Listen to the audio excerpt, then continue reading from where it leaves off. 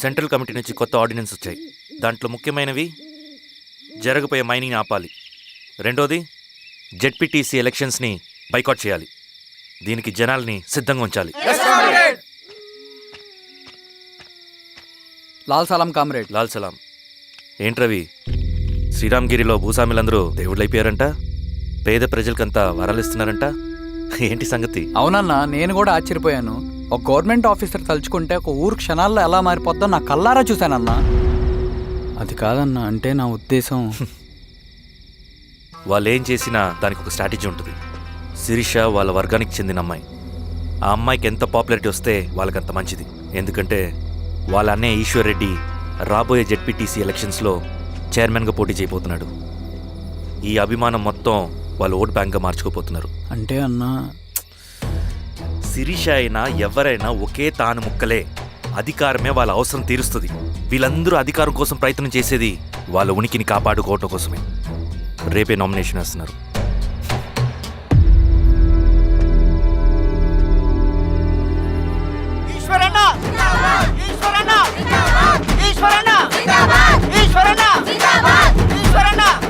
గారు మీ సపోర్ట్ మాకు కావాలి.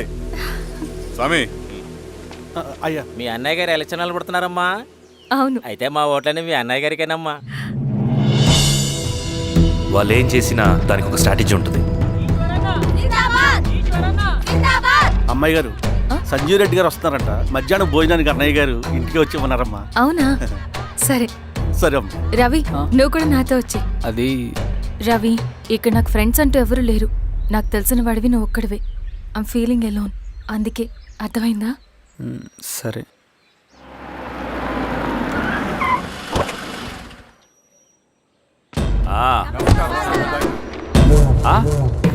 సురా, బాగున్నావా? నమస్తే చెన్నారెడ్డి. నమస్తే. బాగున్నారమ్మా? సుబ్బారెడ్డి, పదండి.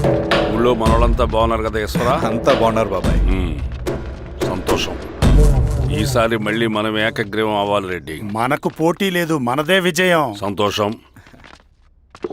కూర్చోండి.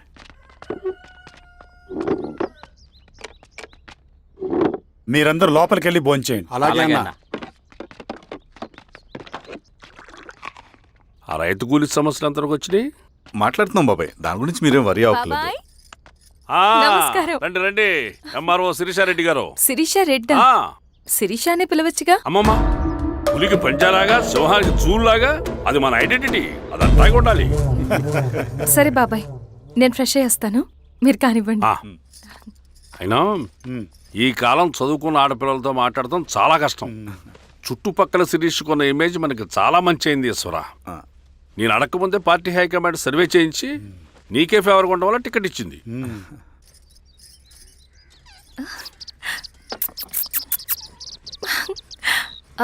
అనేవాళ్ళు ఎక్కడ? బయటికి వెళ్ళారమ్మా. ఓ, బయటికి వెళ్ళారా? రవిని పిలు. అలాగే. మేడం. రవి, రా రా రా, కూర్చో. పర్లేదు మేడం. మేడం ఏంటి? శిరీషానే పిలవచ్చుగా. అది కాదండి, ఎవరైనా కూర్చో. చూస్తే. కూర్చోవయ్యా. ఇది ఆఫీస్ కాదు రవి, మా ఇల్లు. వడ్డించు. సరే అమ్మా. రవి, అడవిలో నక్సల్స్ ఎక్కడుంటారో తెలుసా నీకు? ఏంటి శిరీష? అడవిలో నక్సల్స్ ఎక్కడుంటారో తెలుసా నీకు? ఎందుకు శిరీష గారు? తెలుసా తెలీదా? నాకెలా తెలుస్తుందండి? చూచాయిగా ఆయన తెలీదా?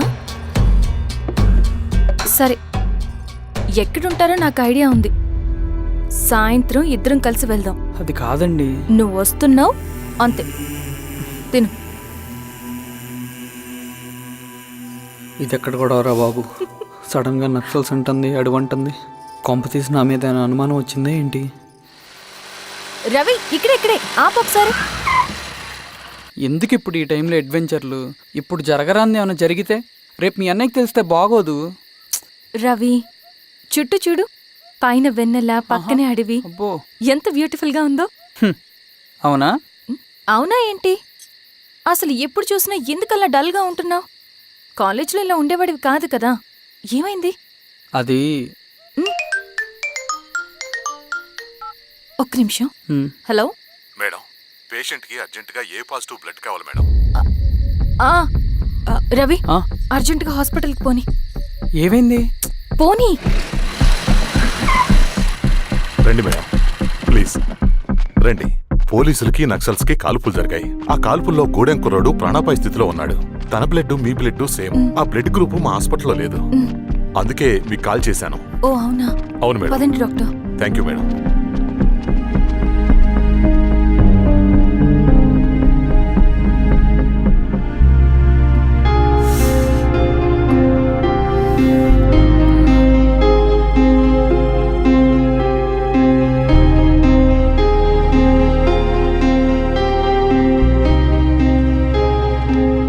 Thank you madam. పర్లేదు డాక్టర్. ఇప్పుడు అతనికి ఎలా ఉంది? తను స్పృహలో లేడు మేడం. ఆ, రవి నీ దగ్గర మనీ ఉందా? ఉన్నాయి. ఇవ్వు. ఇవ్వు. ఇది అతనికి అందించండి. ఓకే. జాగ్రత్తగా చూసుకోండి. అలాగే మేడం. రమణ రమణ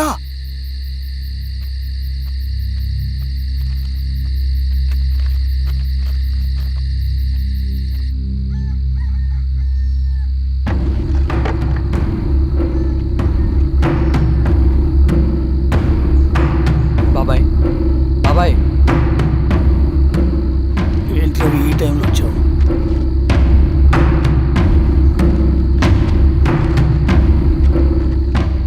కామ్రేడ్, జరగబోయే జెడ్పీటీసీ ఎలక్షన్లో మన పార్టీ తరఫున జెడ్పీటీసీ చైర్మన్ పదవికి పోటీ చేయడానికి అర్హుడైన అభ్యర్థిగా మిమ్మల్ని సెంట్రల్ కమిటీ ఏకగ్రీవంగా నిర్ణయించింది. ఒక మామూలు రైతు కూలిని నాయకుడిని చేయగలిగిన దళం ఒక్కటే. ప్రాణాలు అడ్డేసైనా సరే అన్న చెప్పింది చేసుకుంటూ పోతా. లాల్ సలాం కామ్రేడ్. లాల్ సలాం. బాబాయ్, మీతో ఉన్న మన కూలీలకు, నీ వెనుకున్న సింగన్నకు ఈ గెలుపు ముఖ్యం. ఈ గెలుపు మన హక్కు కామ్రేడ్. వీళ్ళ మద్దతు మనకే ఉందన్నా. ఇది సరే, ఆ వర్గం వాళ్ళ ఓట్లు కూడా మనకు బాబాయ్. పడాలి. అలాగే అన్నా. నమస్తే. నమస్తే అమ్మా. ఆహా, మీ ఇద్దరిని చూస్తుంటే కడుపు నిండిపోతుందమ్మా. ఒక ఎంఆర్ఓ, ఒక జెడ్పీటీసీ చైర్మన్. ఆ, అదేంటి బాబాయ్, ఇంకా ఎలక్షన్స్ జరగలేదు? పోటీ అని ఉంటేనే కదమ్మా ఎలక్షన్స్ జరిగేవి. అన్న ఇది ఏకగ్రీవం. బాబాయ్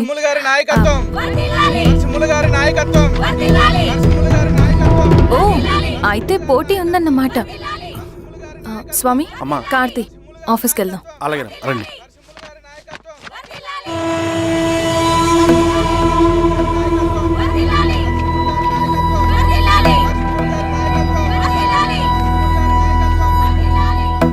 నమస్తే. మొన్నటి వరకు కూడా కూలీ రేట్ల విషయంలో కొంచెం ఆటవిడుపుగా ఉందామని అనుకున్నాం. ఇప్పుడు ఆ అవసరం లేదు. ఎందుకంటే చట్టసభల్లో మీతో పాటు కూర్చునే అవకాశం మాకు వచ్చింది. అంబేద్కర్ కలలు ఇప్పుడు నిజమవుతాయి. పదండ్రా.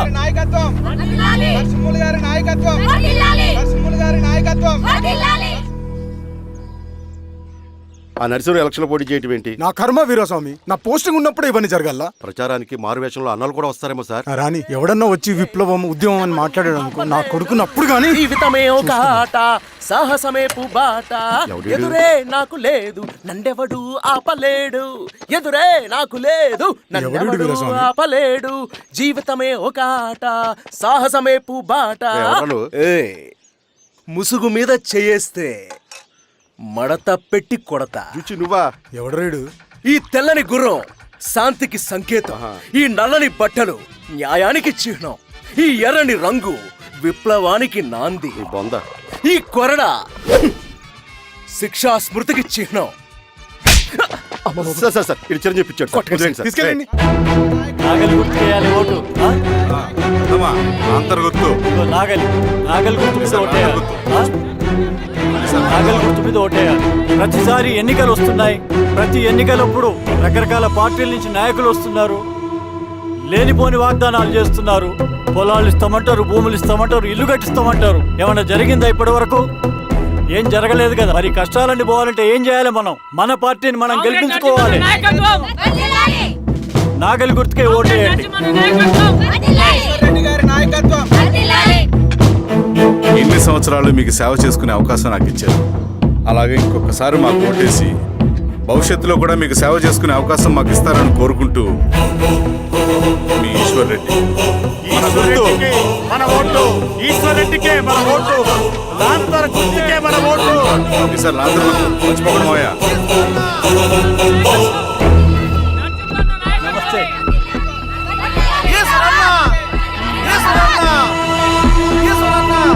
బాబాయ్ పదండి. అమ్మా గుర్తుంది కదా, లాంతర్ గుర్తు. అలాగే కూలీ రేట్లు పెంచమంటే పెంచడం, ఎలక్షన్ లో డబ్బులు మాత్రం మంచుతారు. ఏ మనుషులో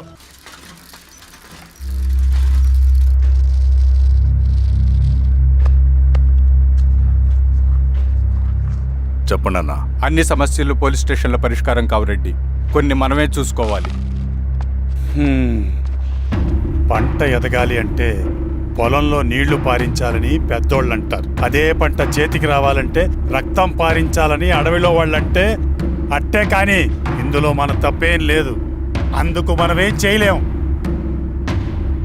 ఊర్లో అన్నిటికీ పెద్ద అడవి, ఏది జరిగినా నీ చేతుల మీదగానే జరగాలి. అర్థమైంది కదా? పదరా.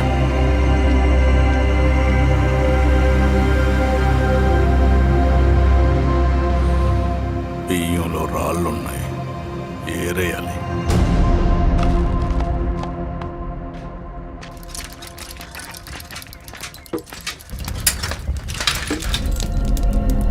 నమస్తే నరసింహ. నమస్తే నమస్తే. ఓ లీటర్ పాలు పోయి. సుబ్బన్ అంత బాగున్నారా? అవునవునా.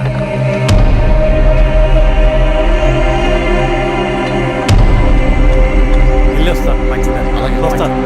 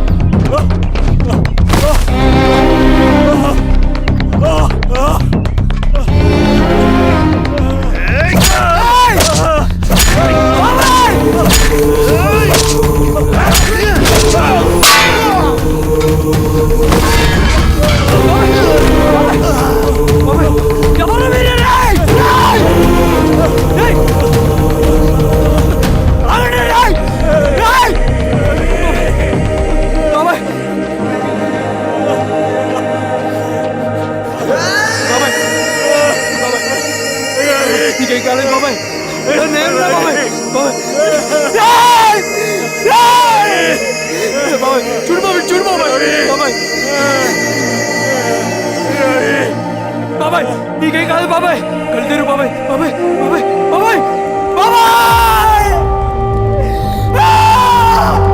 బాబాయ్ బాబాయ్. ఏం దెబ్బ కొట్టావు బారెడ్డి? ఒక దెబ్బకు 2 పిట్టలు. ఎలక్షన్స్ ఏకగ్రీవం. ఇంకొకటి, రేపటి నుంచి ఆ కూలీ నా కొడుకులు మనం ఎంత ఇస్తే అంతగా వచ్చి పనిచేస్తారట. సర్లేండి బాబాయ్, వదిలేయండి. ముందు ఆ ఖర్చుల సంగతి చూడండి. నమస్తే సార్. నమస్తే గిరిధర్ గారు. మీరు ఇలా చేస్తారని కల్లో కూడా ఊహించుకోలేదు ఈశ్వర్రెడ్డి గారు. 2 పసిబిడ్డలు ఉన్నారు ఆ ఇంట్లో, వాళ్ళ గురించి ఏమైనా ఆలోచించారా? రేపు వాళ్ళు మళ్ళీ అడవిలోకి వెళ్ళి గన్నులు బాంబులు తీసుకొచ్చి మీ ఊరి మీదనే పడతారు. అప్పుడు వాళ్ళకు మీరు, మీకు వాళ్ళు. ఇది ఆగదు. అసలు ఏం మాట్లాడుతున్నావు గిరిధర్? మీకు అగేన్స్ట్ గా ఇప్పటివరకు ఏ ఎవిడెన్స్ లేదు, మీకు చెప్పేద్దామని వచ్చాను. బయలుదేరండి.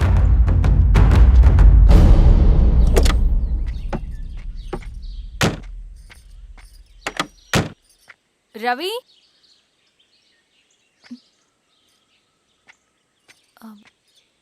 రవి ఈరోజు ఆఫీస్కి రాలేదేంటి? నరసింహుల బాబాయ్ చనిపోయాడు. జరిగింది విన్నాను. ఎలా? అన్యాయం అండి. ఎలక్షన్లో నిలబడితే చంపేస్తారా? ఎవరు? ఎవరా? ఆపోజిట్ పార్టీ వాళ్ళు. అందరికీ చెప్తుంటారుగా, మీ అన్నకి చెప్పలేదా? ఇలా చంపుకుంటూ పోతే ఏదో ఒక రోజు మన వాళ్ళని చంపుకోవాల్సి వస్తుందని. రవి వెళ్ళి మీ అన్నయ్యకి చెప్పుకోండి.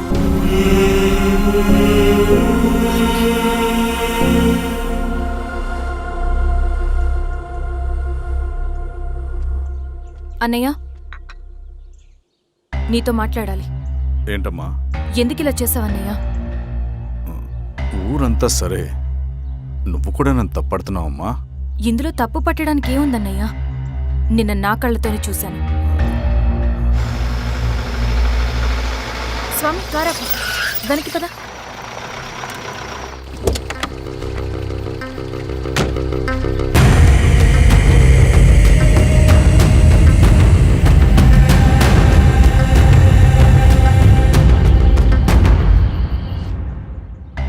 జీవితంలో కొన్ని సందర్భాలుంటాయి, మనం నిజం చెప్పిన అబద్ధం అయిపోయే సందర్భాలు. ఆ వచ్చిన వాళ్ళు ఎవరు ఏంటి అన్నది నీకిప్పుడు చెప్పిన అర్థం కాదు. నిజం నిలకడగా నీకే తెలుస్తుంది. నువ్వే ఇదంతా చేసినట్టు తేలితే మాత్రం నిన్ను జీవితంలో క్షమించలేనన్నయ్య.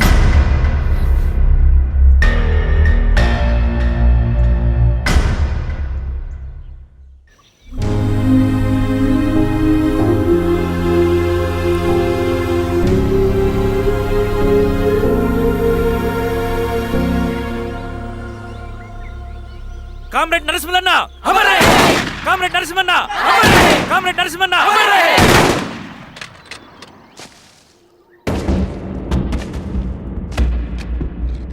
ఇలా జరుగుతుందని ఊహించలేదు. ఇవాళ నుండి వాళ్ళ కుటుంబ బాధ్యతలన్నీ మన విప్లవ సంఘమే చూసుకుంటుంది. రవి అన్నా, ఇది వెళ్ళి వాళ్ళ కుటుంబానికి అందివు. సరే అన్న. ఈ రోజు నుంచి ప్రతి నెల మన తరఫున సహాయం అందుద్దని చెప్పు. అలాగే నేను చెప్పానని చెప్పు. అన్నా, ఊరంతా భయం గుప్పెట్లో ఉందన్నా. మరి మన నరసింహన్న ప్రాణత్యాగానికి అర్థమేంటి కామ్రేడ్? భయపడటం వల్ల పనులు జరుగుతాయని వాళ్ళు నమ్మితే వాళ్ళకంటే ఎక్కువ భయపెట్టగలుగుతానని వాడికి తెలియాలి.